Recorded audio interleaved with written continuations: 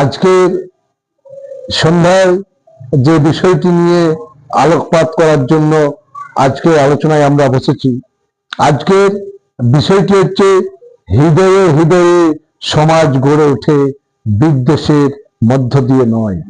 এই সহজ বাক্যটির ভিতরে লুকিয়ে আছে একটি গভীর সত্য, যা মানব সভ্যতাকে সামনে এগিয়ে নিয়ে যাওয়ার মূল ভিত্তি। বিদ্বেষ, রাগ, প্রতিহিংসা বা বিভেদের মাধ্যমে কখনো কোনো সমাজ টিকে থাকতে পারে না।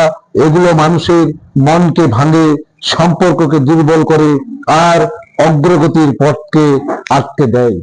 ইতিহাস সাক্ষী, যে সমাজে মানুষ একে অন্যকে শত্রুর চোখে দেখেছে, সেখানে শান্তি ও উন্নতি কখনো দীর্ঘস্থায়ী হয় না।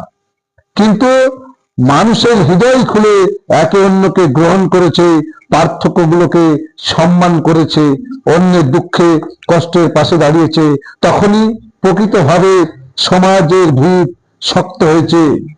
মানুষের হৃদয় মানবিকতার আলোয় উজ্জ্বল হলে তবেই সেখানে সহযোগিতা জন্মায়, ভালোবাসা ছড়ায়, মানুষের মধ্যে আস্থা তৈরি হয়। তাই সমাজ গড়ার প্রথম শর্ত হলো মানুষকে মানুষ হিসাবে দেখা।